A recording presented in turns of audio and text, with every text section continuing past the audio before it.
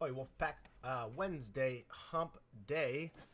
We've got two little 10-minute AMRAPs, so we're going to work a little bit of posterior chain work, some deadlift, and some hinging endurance work mixed with some other heart rate variable movements. So the last couple days have been a little bit more upper extremity oriented, even though there's been a lot of lower body stuff as well, but it seems to be a lot of the things, wall balls and stuff, even though it's a squat movement, tend to be a little bit more upper body oriented in the fatigue factor. So we're going to do some lower body work here. So you're definitely going to feel your hamstrings, your posterior chain, probably your quads from the box jump overs, and then definitely heart rate, since these movements are very dynamic, and the jumps are going to affect that a lot. So got to focus on breathing, make sure that heart rate stays less elevated, or you can kind of keep it moderated when we're doing different movements.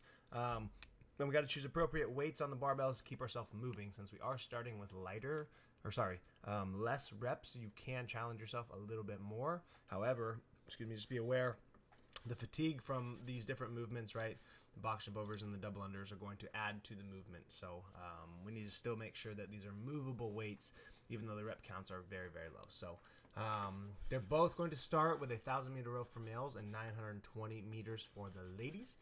So it's 10 on, 5 off, 10 on. You're going to buy in with that row, and then the remaining time we're going to have, somewhere between 5 and 6 minutes to AMRAP. Deadlifts and box jump overs the first one, and power cleans and double unders for the second one. Okay, so we're ascending reps the first one, so 1 deadlift, 1 box jump over, 2, 2, 3, 3, 4, 4. So you're going to get a lot of work done in a very, very short amount of time, So if you finish this row at 4.5 minutes, you're probably going to get through the first 5 rounds in 90 seconds, Maybe a little bit longer, but you know what I mean. It's going to be very, very fast. So try not to get caught up again in the quick movement patterns that you can kind of get lost in if we go way too fast, because everything feels really good. You do your 1 deadlift, 1 box jump over, 2, and then you start just ripping over the box without breathing. So still pay attention to your breathing pattern. Still pay attention to your movement pattern on the deadlift. We don't want to compromise movement patterns just because of these short rep counts, but we should be getting unbroken 1, 2, 3, 4, 5, 6, 7, 8. Maybe we need to break into 2 sets, but I don't think we should be doing more than 2 sets at any point unless we get past that 10 rep marker.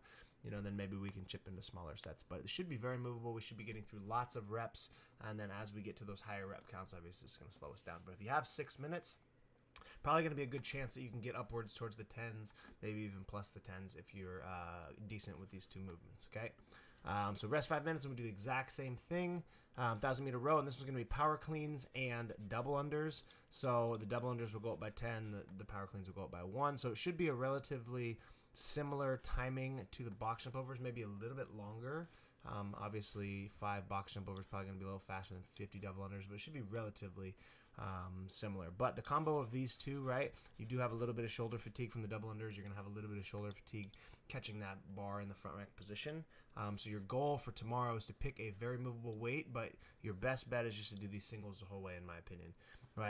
All these touch and go reps are going to do in the beginning. It's just going to fatigue your midline, your heart rate, and your shoulders. It's going to make these double unders much harder. And then once you hang on to the bar here and you gain a lot of tension and blood in the body, as soon as you go to jumping, heart rate goes up, blood goes everywhere, and then you blow up. So I think your best bet is just to go singles the entire way, but they should be a weight that you can do, 5 singles. You hit your single, drop it, 1 1,000, 2 1,000, 3 single, drop it, 1. So you're looking at 3 to 5 seconds between reps. So it still should be a very movable weight, but I don't think that holding on to it is going to be super beneficial.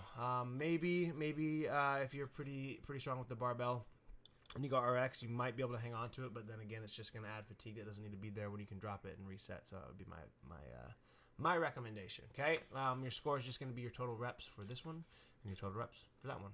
Okay, and then if you have any time or want for some accessory work, you're going to work some single leg strength endurance.